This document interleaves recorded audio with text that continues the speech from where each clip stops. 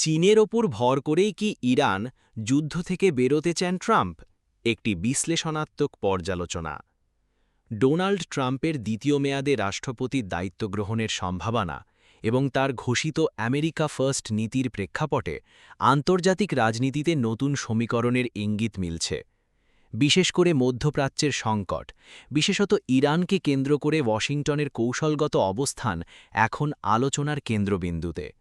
বিশ্লেষকদের একাংশের মতে ট্রাম্প কি সরাসরি যুদ্ধে না জড়িয়ে চীনের মাধ্যমে ইরানকে নিয়ন্ত্রণ করে মধ্যপ্রাচ্যের পরিস্থিতি শান্ত করতে চাইছেন? বিষয়টি অত্যন্ত গভীর এবং বহুমুখী। একটি, ট্রাম্পের কৌশল, ব্যবসায়িক কূটনীতি ও প্রক্সি প্রভাব। ডোনাল্ড ট্রাম্পের পররাষ্ট্রনীতি প্রথাগত রক্ষণশীল বা উদারবাদী রাজনীতির চেয়ে অনেকটাই ভিন্ন। তিনি যে কোনো আন্তর্জাতিক সংকটকে একটি ব্যবসায়িক লেনদেন বা ডিল হিসেবে দেখতে পছন্দ করেন। ইরানের ক্ষেত্রে তার পুরনো নীতি ছিল সর্বোচ্চ চাপ বা ম্যাক্সিমাম প্রেশার।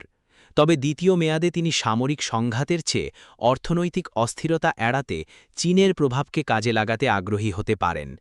ইরান তার তেলের বড় ক্রেতা হিসেবে চীনের ওপর অনেকাংশেই নির্ভরশীল। বেইজিংয়ের অর্থনীতি যেহেতু ইরানের জ্বালানি সরবরাহের উপর কিছুটা নির্ভরশীল, তাই ট্রাম্প মনে করতে পারেন চীনকে ব্যবহার করে ইরানকে আলোচনার টেবিলে আনা সহজ হবে। ২. কেন চীনকে বেছে নেওয়া হতে পারে? চীন বর্তমানে মধ্যপ্রাচ্যে নিজের উপস্থিতি বাড়াচ্ছে। সৌদি আরব ও ইরানের মধ্যকার ঐতিহাসিক সমঝোতা মধ্যস্থতা করার মাধ্যমে চীন প্রমাণ করেছে যে এই অঞ্চলে তাদের একটি গ্রহণযোগ্যতা তৈরি হয়েছে। ট্রাম্পের দৃষ্টিভঙ্গি থেকে ইরানকে সরাসরি আক্রমণ করা আমেরিকার জন্য ব্যয়বহুল এবং অজনপ্রিয়। এর পরিবর্তে ১. অর্থনৈতিক নিয়ন্ত্রণ। চীন যদি ইরানের ওপর চাপ সৃষ্টি করে, তবে ইরান তাদের পারমাণবিক কর্মসূচি বা আঞ্চলিক প্রক্সি যুদ্ধ থেকে সরে আসতে বাধ্য হতে পারে। ২. কৌশলগত ভারসাম্য। ট্রাম্প হয়তো চাইবেন চীনকে এই দায়িত্ব দিয়ে ওয়াশিংটনকে মধ্যপ্রাচ্যের সরাসরি সামরিক দায়বদ্ধতা থেকে কিছুটা সরিয়ে নিতে। ৩. ইরানের প্রতিক্রিয়া ও চ্যালেঞ্জ। ইরান ঐতিহাসিকভাবেই পশ্চিমা চাপের মুখে প্রতিরোধের অর্থনীতি গড়ে তুলেছে। চীনের সাথে তাদের কৌশলগত অংশীদারিত্ব দীর্ঘমেয়াদী, কিন্তু ইরান কখনোই চায় না তাদের সার্বভৌমত্ব বা পররাষ্ট্রনীতি বেইজিংয়ের দ্বারা পুরোপুরি নিয়ন্ত্রিত হোক। ট্রাম্প যদি চীনের কাঁধে বন্দুক রেখে গুলি চালাতে চেষ্টা করেন, তবে ইরান সেটি কিভাবে গ্রহণ করবে তা বড় প্রশ্ন।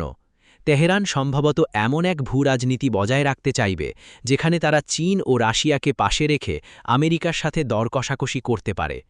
৪. বৈশ্বিক স্থিতিশীলতা ও সম্ভাব্য প্রভাব। এই কৌশল সফল হলে তা বিশ্ব শান্তির জন্য ইতিবাচক হতে পারে। যদি যুদ্ধ এড়িয়ে কূটনীতির মাধ্যমে ইরানকে একটি নির্দিষ্ট সীমানার মধ্যে রাখা যায়, তবে বিশ্ব বাজারে তেলের দাম স্থিতিশীল থাকবে এবং মধ্যপ্রাচ্যের মিলিটারি উত্তাপ কমবে।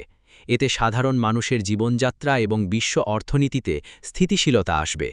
কোনো ধরনের রক্তপাতহীন এই কূটনৈতিক পন্থার চেয়ে বড় অর্জন আর কিছু হতে পারে না। ৫. সীমাবদ্ধতা ও ঝুঁকি। বিশ্লেষকরা সতর্ক করছেন যে এই পরিকল্পনায় বড় ধরনের ঝুঁকিও আছে। ১. চীনের ভূরাজনৈতিক উচ্চাকাঙ্ক্ষা। চীন কি কেবল আমেরিকার নির্দেশে কাজ করবে? নিশ্চয়ই নয়। চীন বদলে এই অঞ্চলে নিজের প্রভাব বিস্তার করতে চাইবে, যা দীর্ঘমেয়াদে আমেরিকার জন্য নতুন চ্যালেঞ্জ সৃষ্টি করতে পারে। ২. অবিশ্বাসের দেওয়াল। ওয়াশিংটন ও বেইজিংয়ের মধ্যকার বর্তমান শীতল সম্পর্কের কারণে কোনো তৃতীয় দেশ বা ইস্যুতে একমত হওয়া কঠিন। উপসংহার: ট্রাম্পের এই চীন-কেন্দ্রিক কূটনীতি যদি বাস্তবায়িত হয়, তবে তা এক নতুন বিশ্ব ব্যবস্থার সূচনা করতে পারে, যেখানে আমেরিকা সরাসরি যুদ্ধে জড়িয়ে পড়ার চেয়ে অন্য শক্তিকে ব্যবহার করে নিজের লক্ষ্য অর্জন করতে বেশি আগ্রহী। যুদ্ধের ভয়াবহতা থেকে বিশ্বকে দূরে সরিয়ে শান্তি বজায় রাখার কোনো উপায় যদি কূটনীতির মাধ্যমেই আসে, তবে তা হবে বর্তমান অস্থির বিশ্বের জন্য একটি আশার আলো। তবে চীনের সাথে এই ডিল কতটা কার্যকর হবে তা নির্ভর করবে আমেরিকার আপোস করার ক্ষমতা এবং চীনের কৌশলগত অবস্থানের ওপর।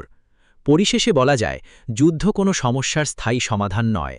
আলোচনার টেবিলে বিশ্ব নেতাদের সমবেত হওয়া এবং শান্তির পথ খুঁজে নেওয়াই হওয়া উচিত বর্তমান সময়ের প্রধান লক্ষ্য, যা সমাজের প্রতিটি স্তরে ইতিবাচক প্রভাব ফেলবে।